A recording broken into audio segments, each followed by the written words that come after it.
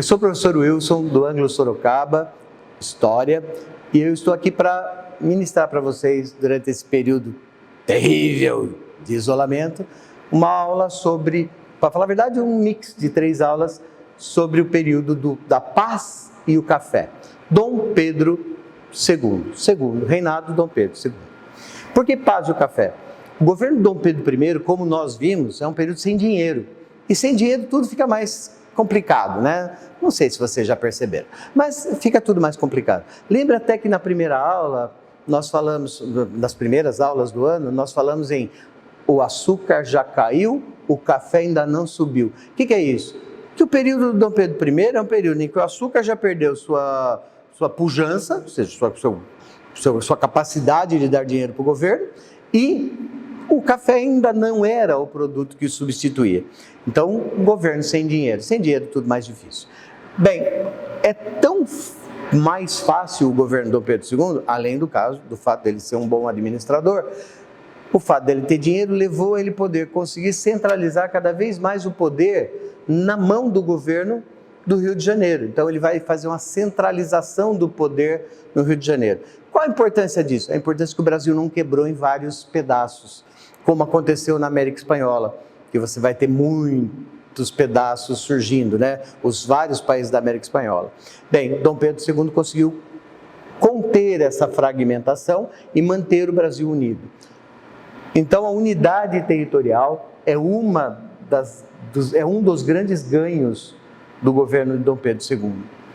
Bem, ele era muito esperto em termos de governança, tanto que ele vai mudar o sistema de administração brasileira para um parlamentarismo, porém é um falso parlamentarismo. Tá? É um falso parlamentarismo. Ele cria uma espécie de primeiro-ministro, que seria o chefe do Conselho de Ministros, uma espécie de primeiro-ministro, mas esse primeiro-ministro é o quê? É uma laranja. Por quê? Se deu certo, foi Dom Pedro II que fez. Se deu errado, foi aquele imbecil do primeiro-ministro. Quer dizer, então é um para-choque imperial, né? Ele criou alguém para levar as culpas por ele. Por que é um parlamentarismo às avessas? Porque ele, na hora que você vai ver como funcionava, ele funcionava ao contrário do inglês. No parlamentarismo inglês, tem eleição, o partido que ganha o maior número de deputados, ou seja, que ganha o maior número de cadeiras, escolhe o primeiro-ministro. E é o primeiro-ministro que governa, escolhe os outros ministros e governa. No parlamentarismo de Dom Pedro II escolhe o primeiro-ministro e vai fazendo eleições até o partido do tal do primeiro-ministro ganhar. Quer dizer, ele forja, né, essa maioria do tal do primeiro-ministro. Bem, é um governo tão fortalecido que ele consegue, que durante todo o período que ele fica, meio século quase de poder, ele consegue o quê? Ele consegue apenas 2 revoltas, que ele acaba com elas mostrando, inclusive, sua capacidade política. A primeira é uma liderada aqui em Sorocaba, chamada Revolta Liberal. Os 2 líderes são o Feijó, que vive aparecendo na nossa história, né? O padre Antônio Diogo Feijó, e o outro é o Rafael Tobias de Aguiar, o brigadeiro Tobias. Eles se revoltam contra o governo abafa a rebelião com o Caxias, mas depois ele perdoa, faz acordos, quer dizer, ele mostra que ele é político. Mesma coisa na outra revolta, que é a Praieira, e a Praieira, liderada por Pedro Ivo Borges da Fonseca, se revoltam contra algumas mudanças políticas locais, efetuadas por Dom Pedro II, que promete cancelar essas mudanças, né? E acaba vencendo a revolta de uma forma que a gente pode até dizer pacífica. Não foi, mas até podemos chamá-la de pacífica. Bem, acho que o embate mais perigoso, o maior embate durante o governo de Dom Pedro II é a Guerra do Paraguai. Dessa ele vai se arrepender bastante, né? Porque o nosso exército volta da Guerra do Paraguai abolicionista e republicano. Então, dessa rebelião, nessa ele vai um pouquinho sair queimado. O café. Uma planta que a princípio não tinha muito valor comercial, quando ela começa a se espalhar pelo Brasil, cada vez mais lá fora, ela se torna, lá fora quer dizer no exterior, ela se torna uma bebida importante, uma commodity importante, que vai substituir economicamente aqui no Brasil o açúcar, que tinha perdido valor. O café vai sustentar praticamente vários governos a partir de Dom Pedro II. Tanto que o período é paz e o café, né? Ele tem soldados, armas e dinheiro para combater qualquer rebelião que apareça. O café, a princípio, como planta com valor, se estabelece no Vale do Paraíba, porém o Vale do Paraíba não é o lugar perfeito, é o melhor lugar até aquele momento, mas não é um lugar perfeito, porque o café não gosta de vento, nem de área inclinada, nem de muita chuva, nem de solo fraco, nem de sombra, quer dizer, ele não gosta de quase nada, né?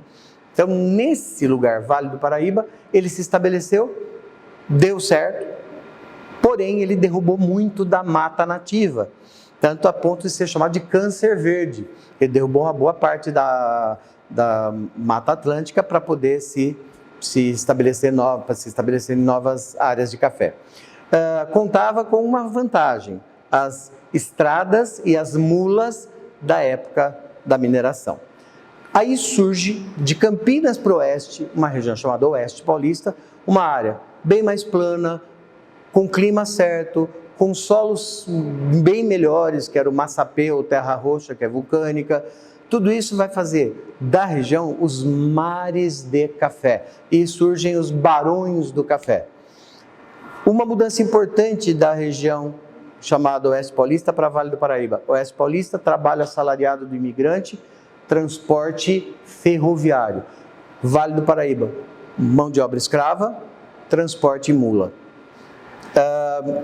Modernização conservadora. Com o passar do tempo, esses homens do café começam a se interessar pela industrialização e começa a mudar no Brasil aquela ideia de apenas agricultura. Você começa a ter um ensaio industrial, que antigamente não podia acontecer. Por quê? Porque tinha os tratados de 1810 que faziam o produto inglês ser tão mais barato que não vale a pena produzir aqui. Só que um ministro de Dom Pedro II, chamado Alves Branco, consegue interferir nisso, e a Inglaterra passa a pagar tarifas iguais aos outros países. E aí vale a pena ter indústria. E é aí que surge Irineu Evangelista de Souza, o Barão de Mauá, desenvolvendo indústrias em várias áreas, como construção de navios, ferrovia, cabo submarino. Então esse cara, primeiro Barão de Mauá, depois Visconde de Mauá, se torna vai fazer surgir no Brasil o primeiro grande surto industrial. Por que surto? Porque é que nem doença. A industrialização no Brasil é que nem doença. Expande e volta. Daí dá um tempo, consegue de novo, expande de novo, regride. Então, é como se fossem epidemias de industrialização. Essa é a primeira epidemia industrial brasileira. É claro que a Inglaterra não gostou da tarifa Alves Branco, e em 1945 surge o Bill Aberdeen.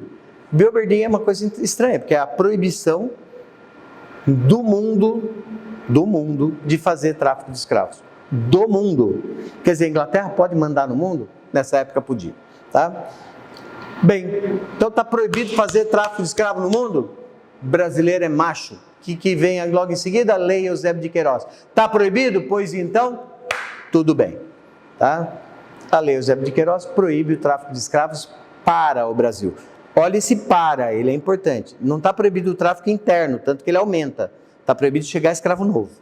Tá? Não pode chegar escravo novo. Depois virão outras leis para abolição. Mas essa aqui não é uma lei de abolição, hein? Cuidado, ela não é uma lei de abolição, é uma lei de restrição de tráfico. Claro que aumentou o preço do escravo e alguém vai ter que substituir o trabalho escravo. Então começam a trazer para o Brasil imigrantes. Esses imigrantes, eles vêm primeiro trazidos pelos donos das fazendas, e aí eles têm que pagar a viagem depois, e aí depois de uma interferência do próprio governo, eles passam a ganhar salário. Então primeiro parceria, depois salário. E importante, uma das decisões o que fez parte da decisão de trazer imigrantes para o Brasil. Branquear a raça.